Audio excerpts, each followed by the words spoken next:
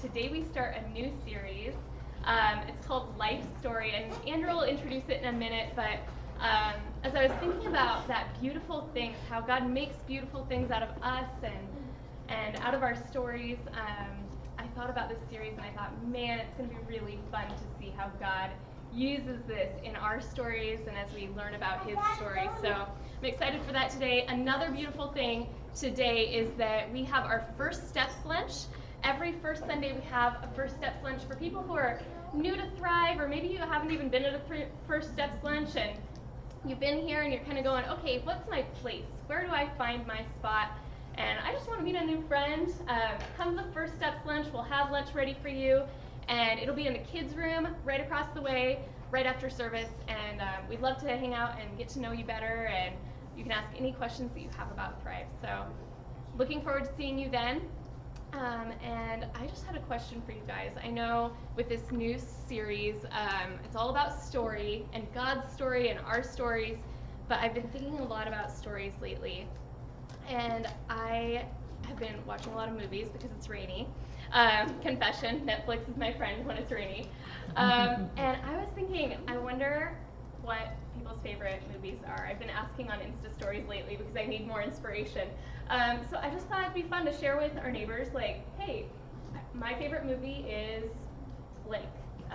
Somebody the other day told me Shawshank Redemption. It's a good movie. I love that movie. So go ahead and share for a minute. Andrew will start our message in just a minute, but share with your neighbor.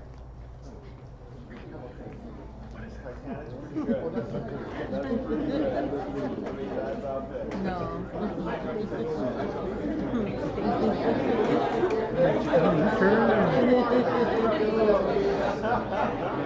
Let's see, what would we get to? A sinking ship?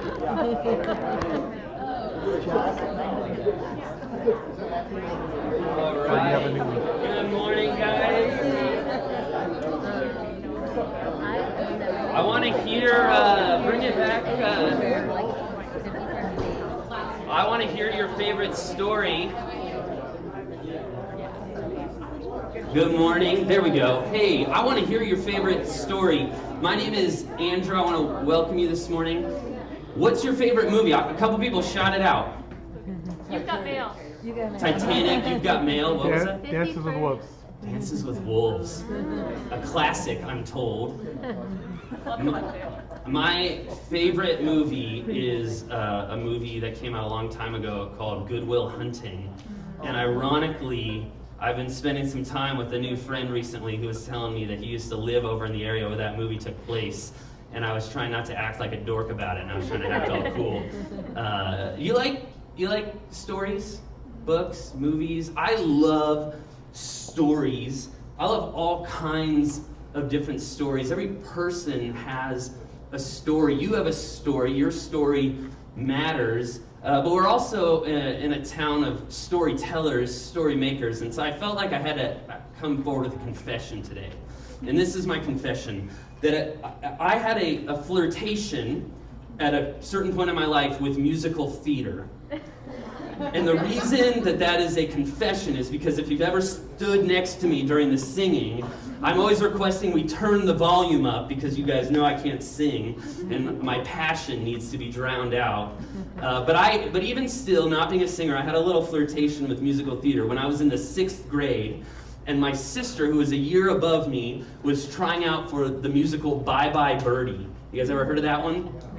And it's a musical, they're all singing roles, and I can't sing at all, like not even a little bit, but there was one main character, one main role where the guy didn't have to sing. And it was right up my alley because the guy was supposed to be good looking, and popular and strong and likable, and he gets to kiss the girl. And I was like, that is me to a T. And I was, very confident at that age. And so I went out and I tried out for Bye Bye Birdie, and my sister and I both went and we both tried out, and we got the call back. Both of us got a call back, and I was so stoked. And callback's not easy in this town, even in the 6th grade. And so I got the call back, And I went to the second audition to go read for the part, and something came up that fundamentally changed my desire for that role. You know what it is?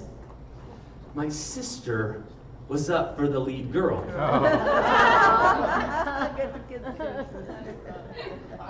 Which meant, some of you are figuring this out, that if I were to get this starring, manly, awesome role, that I would have to have a makeout scene with my sister on stage. I don't think it was junior high. They probably wouldn't have made it that. Mercifully, my sister got the leading girl role, and I got to be a dancer, and boy did I dance. But you know, I tell this story, and I share it with you this morning, because there are times in our lives where we want a certain role, we want a certain part, we want to be the main character, we want to be the star of the show. And I'm not just talking about in like maybe you're an actor or whatever. It could be in any job or in your life. But there's just the role we want to play in life. There's a piece of the story we want. There's a part we want to play. And if we got it, we would not enjoy it. If we got it, we would be filled with regret. In my case, kissing my sister in front of the whole school as a sixth grader. And there are times where the part that we want to play, the role that we want to fill in the story, is actually not good for us. It's actually not healthy. It's not fulfilling. It seems like the thing that we want, but it actually doesn't give us what we're looking for. This week, we're starting a brand new series about God's story. About the story that God has been telling in human history. And my hope, my prayer for you, what I would dream of for us as a community, is that we would be able to grab onto, lay hold of our role in God's story. That we would be able to find our part, our role that we've been designed for, that we've been made for, that deep in your soul, in your bones, in your heart, the one that you have been crafted for, the role that is meant for you. But part of this journey, and part of the struggle that we're going to feel, part of the challenge that we hope to embrace as a community, is to say, what if I'm not the main character? What if I'm not the author of the story? What if my ideas about the part I need to play and my role in the story need to be released? We're breaking down this series into 4 parts, and every story, every drama has various pieces, right? There's an introduction and a conflict that comes about. There's challenges along the way until there's a climax where everything comes to a head. And then resolution starts to take place, and the pieces start to fall together, and for better or for worse, there's a new normal at the end as things wrap up. And every story is the same, and your story includes those elements, and God's story includes those elements. And so we're going to look over the next several months, actually. We're going to do different series where we break into these different parts. But we're looking at 4 chapters. And we're starting today, chapter 1, He Spoke. About when God in the beginning spoke everything into being, His design for our lives, the master storyteller's story. And we're going to continue on as we look at chapter 2, We Broke, chapter 3, He Came, and chapter 4, We Gain. And all throughout our time together, going through this study, we're going to be tracking through the Bible from beginning to end, from Genesis to Revelation. And we're going to try to take 100,000-foot look at God's story. And along the way, we're going to ask, how does my story fit into that? What part am I supposed to play? And the goal for the series is that by the end of it, as we track through together, you would be able to communicate the story of what God has done in the world, that you'd feel comfortable that if somebody asked you, like, hey, what's the Bible about, or what's Christianity about, or, you know, like, what's, like, some of those basic kind of questions about life and meaning in life and Christianity, that you'd be able to, like, you know, I can kind of walk you through the basic story. And actually, if I were to open up to a certain part of the Bible, I kind of know where I was at and where it kind of fit into everything. But also, more than that, beyond that, for you to begin to identify the stories in your life of how God is at work. For you to be able to go, oh man, I'm seeing his design now in parts of my story. I'm starting to see some of the brokenness and what God was doing to bring healing.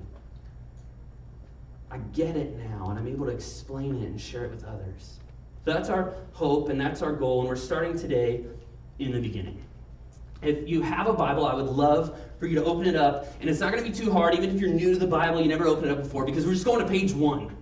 So if you've ever opened up a book before, you should be able to pull this off, or you can Google the Bible, open up either the ESV app or the YouVersion app, or something like that. We have OK service in here if you want to try to download something. But we're going to be starting in the beginning, where we see God, the author of the human story. And some of the scriptures we read today will be on the screen, but not all of them, so if you can open it up, that'd be great. Here's what it says in Genesis chapter 1, verse 1, the very first verse in all of the story of the Bible. Here's what it says. In the beginning, God created the heavens and the earth. The earth was without form and void, and darkness was over the face of the deep. And the Spirit of God was hovering over the face of the water. It says, in the beginning, God. It's saying, there was a time where there was nothing else. When time began, before all of this existed, in the beginning there was just God. There was nothing else. There was no one else. God came before all things. And everything that came into being, all the heavens and the earth, and as we keep reading, we're going to see everything, according to the scriptures, it came from God. Everything was created through God, by God, and for God. God is, according to the scriptures, if you understand, okay, what's Christianity about? He's the author of the whole story. I mentioned my sister and our experience in musical theater together. She stuck with it and has stayed in the arts. And just recently, she wrote a screenplay, and she's producing it, and it's got an indie film thing, and she's putting it all together. And what I'm fascinated by storytellers, by writers, by artists, is the ability to think of something that didn't exist yet, right? To go, we have no plot, we have no characters, we have no setting, it only exists in my brain, and I've got to move it into existence. This story of this church was kind of like that, where it was like, man, we want a church in the city, we want a church in the neighborhood, we want a church that's for people, where people can belong. But it doesn't exist yet, and so we start telling people about our church, hey, come join our church, and they'll be like, that's great, where does it meet? And it's like, we don't meet anywhere, but it's awesome. And it's like, hey, you gotta come be a part of this community. And it's like, oh, like, that's awesome. Do you have a building? Like, no, but we have this great idea. And we sort of just kind of out of nothing had to build it up from the ground. And that is nothing compared to God here, when there was nothing in all of the whole universe. And creation, the theologians call it ex nihilo, out of nothing. He thought the ideas, that's the only place they ever existed, and he created everything. I like to tell you, maybe you've heard this before, it's like, can you think of a color that doesn't exist? You can't, God already did it. You think of that color, and I'm like, no, somebody else they already thought of it, they already made it, they already pushed it into existence. God invented color. Whoa, how do you do that? out of nothing. And so God, coming before all things, maker of all things, is the author of the human story. He's the author of the story, and therefore he's the director, in this case, of the story. Is anybody in your life whose voice carries a lot of weight? You know, like when they speak, you listen.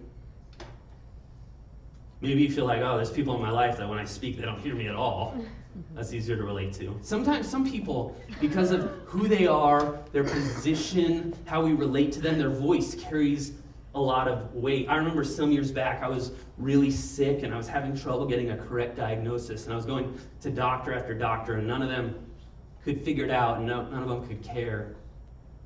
And a friend of mine put in a call to a doctor that was a friend who was kind of high up in the world of doctoring. They were a big deal doctor. I don't know if there's a special title for that. And this person who heard about my story brought me in to their office, you know, just no appointment, no co-pays, and checking with the secretary. It was just my buddy said, hey, come, you know, this guy said, come on back. We met in his office. I told him my story. He said, give me a minute. He gets out his cell phone, whatever, you know what a cell phone sounds like. He gets on a call. I hear him tell part of my story. He gets off the call. He says, you have an appointment with the top neurologist in LA on Thursday. You should be there. Okay. Some people, when they speak, their voice moves the needle. You know what I'm talking about? And some people, they have such influence in our lives that when they speak, we listen. It's like that with God. When God speaks, it happens. I want you to notice something. If you'll pull up the next slide, we're going to read most of the rest of this chapter in Genesis. And we're going to see all the things that God made. But there's a pattern I want to highlight for you, where it's going to say, and God said, let there be, and then something he wanted to make. And it's going to keep saying, and then it happened. It was so.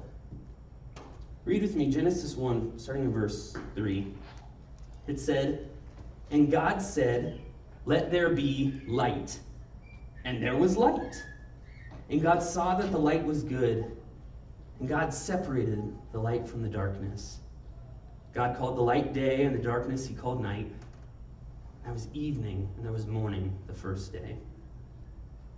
And God said, let there be an expanse in the midst of the waters. So let there be land in the middle of the waters that I've made. And let it separate the waters from the other waters. He's talking about the water cycle, like water on the ground and water up in the sky. So let's separate them. And so God made the expanse and separated the waters that were under the expanse from the waters that were above. And it was so. And God called the expanse heaven. There was evening, and there was morning the second day. And God said, let the waters under the heavens be gathered together into one place, and let the dry land appear. And it was so. God called the dry land earth, and the waters that were gathered together he called seas. And God saw that it was good. And God said, let the earth sprout vegetation, plants yielding seed, and fruit trees bearing fruit, in which is their seed, each according to its kind on the earth. And it was so. The earth brought forth vegetation, plants yielding seed according to their own kinds, and trees, excuse me, and trees bearing fruit, in which is their seed, each according to its kind.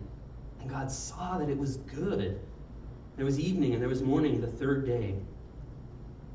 And God said, let there be lights in the expanse of the heavens to separate the day from the night. And let them be for signs and for seasons and for days and years. And let them be lights in the expanse of the heavens to give light upon the earth. And it was so. And God made the two great lights, the greater light to rule the day, the sun, and the lesser light to rule the night, and the stars. And God set them in the expanse of the heavens to give light on the earth, to rule over the day and over the night, and to separate light from the darkness. And God saw that it was good. There was evening and there was morning the fourth day. It continues. Keep noticing the pattern. And God said, Let the waters swarm with swarms of living creatures, and let birds fly above the earth across the expanse of the heavens. So God created the great sea creatures and every living creature that moves, with which the waters swarm according to their kinds, and every winged bird according to its kind. And God saw that it was good. And God blessed them, saying, Be fruitful and multiply, fill the waters in the sea, and let birds multiply in the earth. And there was evening and there was morning, the fifth day. And God said, Let the earth bring forth living creatures according to their kinds, livestock and creeping things and beasts of the earth according to their kinds. And it was so. And God made the beasts of the earth according to their kinds, and the livestock according to their kinds, everything that creeps on the ground according to its kind. And God saw that it was good. And I know that was a lot to read, and maybe if you have my personality, you checked out halfway through, so I'm going to rewind for you. What we just read is that day after day, God said, let's make this happen. And then it happened.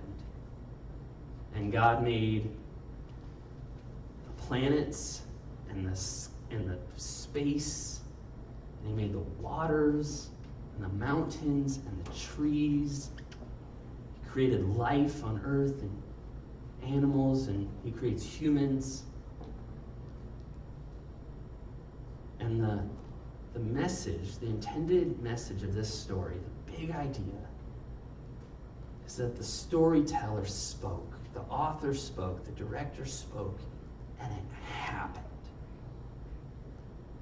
That all that is answered to his voice, that it came from him causing it. That in the human story, God speaks with authority. And the people who were reading in those early days when this was first written, they would have worshipped the sun and the moon and the stars and some of those plants and some of those animals that God created. And the message is, no, there's something bigger out there. There's something stronger out there. There's a voice that carries weight, that guides everything into its place, that has made for each person and each thing a role in the story, a part to play. Everyone here has an important part to play in God's story. But the message of the scripture is that God is the one in charge of the script. That God decides which characters are supposed to be on the show and what role we're supposed to play. I wonder for you, what weight does God's voice carry in your life? Maybe that makes you uncomfortable. We'll keep thinking about this as we go. I want to mention a second thing. God reveals himself through the story. Have you ever wondered, okay, but how much can we really know about God? He's so far away. He's so big. Somebody who could create all these things. There's a distance there. And sometimes we may have these pictures of God as this cosmic judge or this cosmic Santa Claus. But surely we don't think of him as a friend or a father or like a mother, somebody who would care for us. And this is wild. See, God is a little bit like M. Night Shyamalan. He writes himself into the script. He's always got a part to play. He's always got a piece where he's in it. God has written a story for all of us, but he's placed himself into the story. He's given himself a part. God reveals himself. And some of what we read about here in Genesis is what theologians will call general revelation. That there are just some things that just by looking at the world around us, we can know about God. According to the book of Romans, there's this sense deep within us as humans where we look out at the size of the oceans and the size of outer space, and we go, there's just got to be something more. And we go, okay, like even if it did all kind of start with a little bit of carbon and hydrogen and some electricity, and like no matter how all of this began, There's something even deep within humanity that even if we would doubt a story like this and say, oh, this can't be history, there's something deep within us that goes, yeah, but what caused that? Where did that come from? What was the first thing? What was the beginning? What was the bigger thing? Something can't come from nothing. There had to be something out there. And so we look at the world, and instinctively, humanity, we are so intensely religious. And all around the world, in all kinds of ways, with all kinds of gods, we go, there is something bigger out there. And so much of even religions that we would say, hey man, we see things kind of different, and man, I don't know if that's the true story. But in all around the world, in religions and faith systems and science and sociology, there's these observations we make about the world that are just true because they just are. And the scripture teaches that God reveals himself in this way, like when you behold somebody's work of art, and like an artist, where you see the evidence of their type of brushstrokes, and you go, oh man, this is an impressionist painting, and so it must be an impressionist painter. I know who made this. Sometimes you see the evidence of the creator. But God goes one step further, and he writes himself into the story, and we call that special revelation. And so there are times in the Bible where there are people like prophets and apostles, and many of their teachings and their saying, their visions from God have been recorded for us in a book. And these are people who are saying, man, I talked to God, and then there were miracles that happened. And so all the community around them said, yeah, we know that had to have been really God. And in our personal prayer time, we have these times where God can even speak to us, and we go, no, man, I know he's real. I know he's there. He's intimately involved in our story. You know, God's speaking into your story. God wants to talk to you. He's not far away. He's not just, oh, I can know a little bit about God, that he made something that's kind of broken.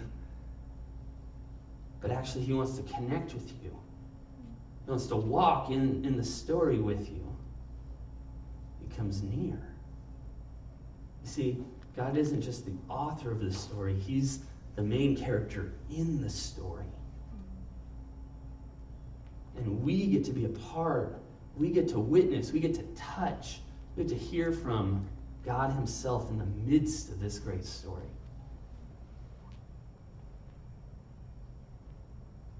You can know God. You can hear from God. He has things for you, things he wants to say to you, things he wants to do for you. He wants to engage you, be there with you. God of the scriptures is a knowable God. And he's given us the Bible that tells us the story from beginning to end of his relationship with humanity. And even though we're not the main character, it's not necessarily fully about us, it's to us, it's for us. God has written his story for you. And reading his story can be kind of overwhelming. And it can be kind of confusing, because the Bible is a lot like Star Wars. And you remember that the first movie came out in 79, 80, 81, I don't know, before I was born. And so I watched them all at the same time, the first three, right? I didn't have that whole experience of like, oh, that's not his father, or that's his father. I missed that. So, but anyway, but you watch that, right? And then the prequels came out. And now we're all confused because they're just releasing movies every 3 months. But you would watch it, and then you would go back and you watch the prequels, right? And the purists say you gotta watch the first 3 movies and then you go catch the backstory, right? But now there's these young people coming up, and not that we want to talk down on young people, but some of them think you should watch it from the very beginning. Have you met these people? It's a thing. I'm being honest. There's people who think this, that you should read it from the beginning. Well, the Bible is kind of like that, where it can be kind of confusing if you just step into a random chapter. And sometimes we get overwhelmed, and sometimes you might be tempted to think, well, I can't understand the Bible because I tried to read it once and it was confusing to me. And sometimes you read things in the Bible and you see things there that I don't see, and so it can be kind of overwhelming. Like, well, I can never really get to know God's story. I can't talk to him directly. I can't have this relationship. I gotta have it through the pastor. But actually, you realize once you begin to see it as this big epic series of stories, part of one greater world, the true story of human history, like the New Testament, which came later than the Old Testament, it kind of tracks a lot of the main plot. And it's kind of like, all right, sweet, Luke Skywalker, this is cool. And then I go to the Old Testament, I get to read the backstory, and you're like, no way, Darth Vader's got a crazy story too. And you see how they fit together. And the Bible is like that as you begin to get the pieces together, you won't be overwhelmed by it anymore. You go, okay, no, I get it. I get what's going on. I'm able to start tracking the plot. You're capable. I want you to hear this. Look up at me. I really want you to hear this. You are capable of understanding the Bible. You are capable of sitting down and reading it and getting something out of it and even seeing something there that's really there, that's from God, that even maybe I didn't see or notice. You are so capable of hearing from God and understanding what he has to say. You are able to have God speak into your life. And it's more fun in community, and we see more things when we learn from each other. But you don't need me. You can open that thing up. All you need for a Bible study is a Bible. Well, actually, all you need for a personal Bible study is a Bible. If you want to have a really cranking Bible study, you need a Bible study, and then you need a friend. That's a whole other skill set. But that's all you need. Right? That's all you need. The Bible is a story about what God has done for us in Jesus. I want to close with one last thought. Some of you are here today, and you're thinking about the story God's telling and figuring out, okay, what's my part? And it's still kind of vague. It's still kind of out there. But you do know one thing. You know, you're saying there's parts of my story I don't like. You're saying there's pain that I have. There are experiences that I have been through. There are things Christians have done to me. There are atrocities in the world, and there is a burden in your heart where you're saying, I don't like this story. You're saying, if this is the story, if this is history, if there's a God who's crafting this story, then I'm out. This is not the story that I wanted to sign up for. And you're saying, I'm a better storyteller. I could craft a better history of Earth than this. And you're saying, my job is I'm here to change the story. I know what part I want to play, and it's not the one that God has for me. And there might be some frustration, because you see chapter 2, right? We broke, that the story has some hard things in it. And I'm not going to pretend to resolve all of that today. You're going to have to journey with us. But I want to offer you one story. Just my own personal, just a piece of my story. You see, I grew up in a lot of conflict and chaos and a lot of violence and drugs and I grew up in kind of a weird situation because there was a lot of wealth and a lot of privilege in my family, and there was a lot of chaos and destruction and poverty in my family. And we would kind of cycle between the two. And by the time I was in high school, I went to 15 different schools. And so sometimes as I was growing up, every 3 months I would be in a different house or living with a different relative or living with a stranger and going to a new school. And maybe this is not good, maybe this is bad, I don't know, this is just what it was. I developed a lot of bitterness, a lot of anger, a lot of frustration at the world, a lot of cynicism. And I would have been a person, maybe you're like, I think the world's great, and there's a lot of good in the world, but I was at a place at that time in my life where I was like, man, this story sucks.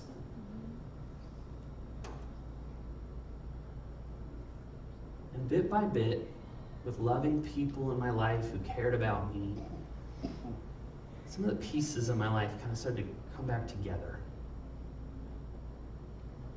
And I reached a point where I had this healing, emotional healing, this stability in my life, in a relationship with God and His church. You know what? After years and years later, something that I couldn't even see for a decade or more, I began to see that God was preparing me to be the type of person who could start a church. To be the type of person who could just pick up and leave and go somewhere else and, I can make new friends, whatever. I've done this a million times. That he was crafting me and preparing me to have had seasons in my life where I sat with the richest of the rich and the poorest of the poor. Where I sat with people of different cultures and different backgrounds, and artists and engineers and CEOs and single mothers, and that I had spent formative years of my life in all of those different settings. And that God was building in me a character and a heart and a skill set to be able to sit down with different kinds of people in a diverse city and to look at them and say, I care about your story. That was something that was forged through the fire. And so if I could have a redo, I guess maybe we would say, well, is there another way I could have got that? But I've learned one thing, is that we got to finish reading the whole story. And then you and I, we're still in the midst of it. And there are pieces of the plot, there are parts of our lives, there's character development going on that we don't know what to do with yet. Some of it we may never fully get.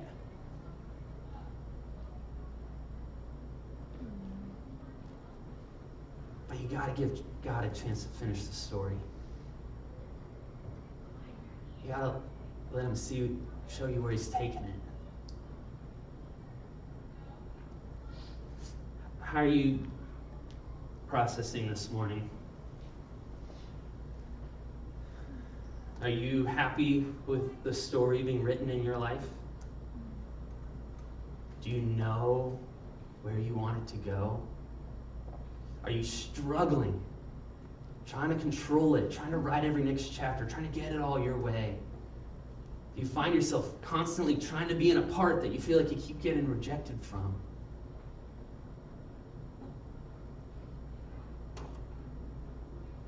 Do you wonder if perhaps God has another chapter in your story?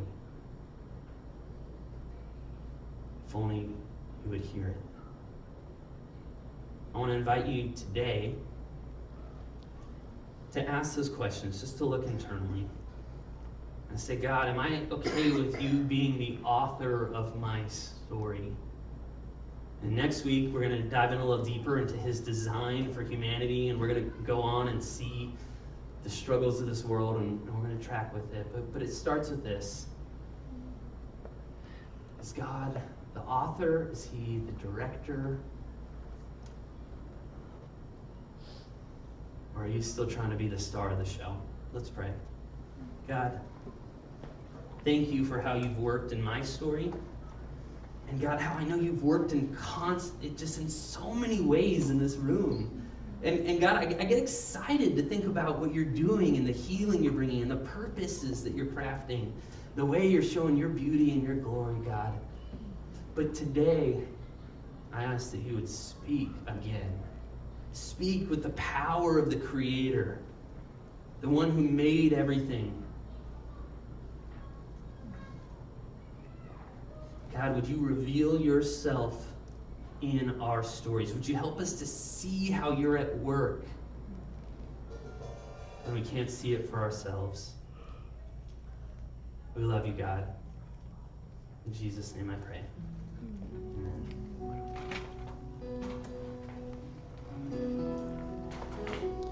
We're going to continue in time of worship this morning. As we do, this is a song from Psalm 23, another part of the Bible that recalls